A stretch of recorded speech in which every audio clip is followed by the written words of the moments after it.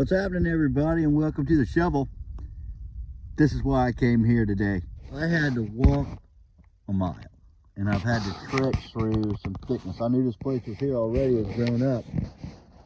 But we have these little areas of sand, as you can see. And I put on this little coil that I love to use with my Fisher F75. And check this out. This is why I come here. This is why I skip around and go to these little places. That is a very small buckle. I'm going to be cool with it. I hate to press the dirt out of it. I think I'm going to put it in my little thing and take it home. See what we got left of it, but that is beautiful. Oh, I got it out. There it is. Check it out.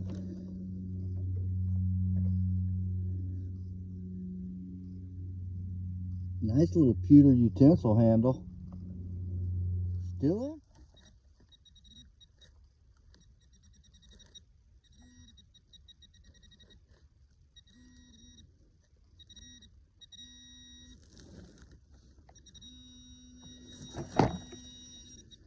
See the edge of it. Nice button with a shank. Look at that, huh?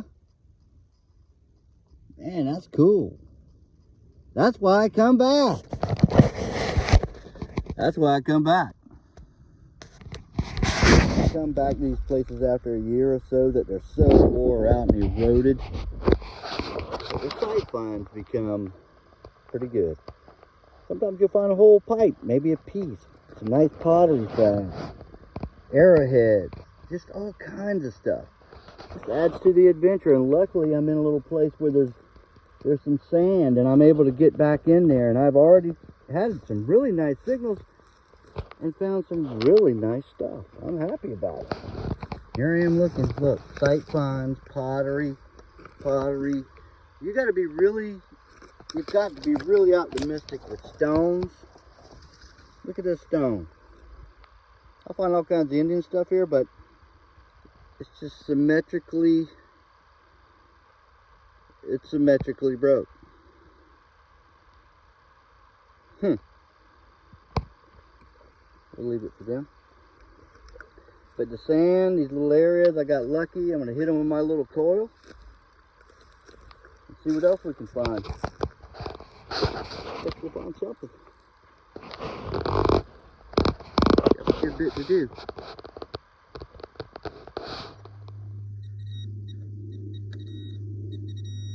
What do we got? I am going to save this for the camera. And look, the light's a little different for me right now. My glasses kind of messed up, but it's almost got a little, you know. Oh my gosh, y'all. Y'all see that?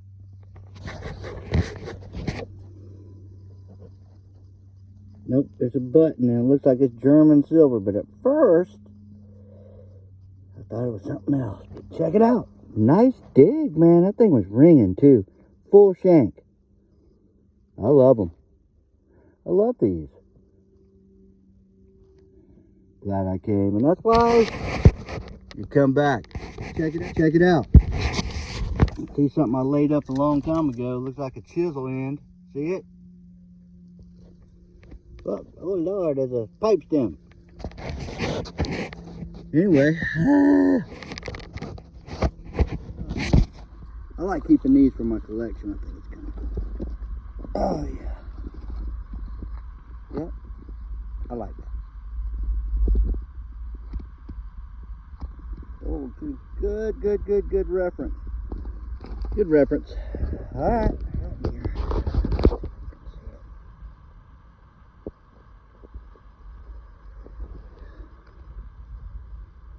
A little flatty,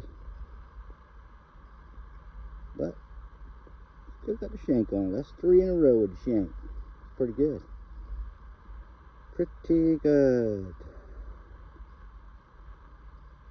Let's continue. Here we are once again, and everything's eroded so good. I'm walking through just to cut through another row, and I see this little hook. See it? What is that? Interesting.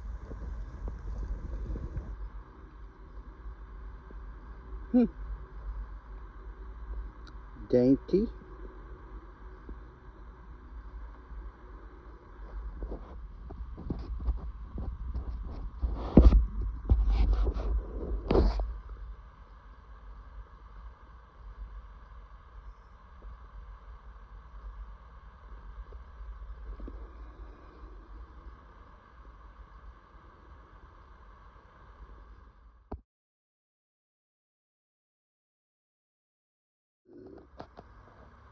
Oh man, finally, I had to take the foot down. About 50 degrees outside, but out there in that sunny cut down, it gets a little warm. And I'm ditching and dodging all these little things that you can see and hitting these little sand spots the best I can. And I've actually had really great success today. It's been very enjoyable. Figure I'd sit down and take a drink of water and just reminisce. Think about the old days, what this place looked like. I mean, pretty amazing, really. The old rice fields behind me, and then the funny thing is, there's worker houses out here too. But there sure is some nice pottery and things mixed in there with it. You know, a lot of times you think of an overseer's house or a master's house, whatever you want to say, and it's somewhere else. They're sitting on a big piece where they can overlook and see what's going on all the time, and this still should maybe what's going on here. If that's the case, then it'll be over there. And then there's about 5 or 6 houses right along here. Go down a little bit more, and there's 2 or 3 more, and they're pretty much lined up on a little ridge you go through there. Interesting with the rice fields and the trees up in there. Some very old trees. There's some trees there 300 years old. But the relics get almost there. But, I like to come out and squint my eyes and think about what it used to look like, because that's how I found these relics in these spots. This is just an idea I had one time years and years ago. I just started walking and there it was. Oh, so I got a signal. I see it over here. Check it out. Inside of a pocket watch. It's got a gear in it. No, just a slot. Interesting. Very interesting.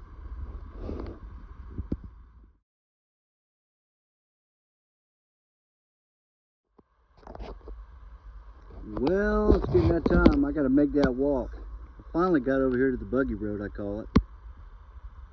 Some really nice trees, these old dikes.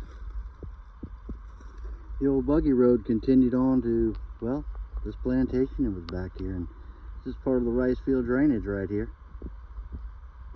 By the looks of the trees in the mounds or in the earthworks, easily 150. Beautiful stuff. Old trees have since fallen off at storms and whatnot, but if you get on down in the swamp down there, it opens up into beautiful fan rice fields. Now we're going to cut across some of them. I think they're probably, I'd say, at least 200 years old. And let's go cut through there so we can make a shortcut back to the vehicle. Glad there's no water in them.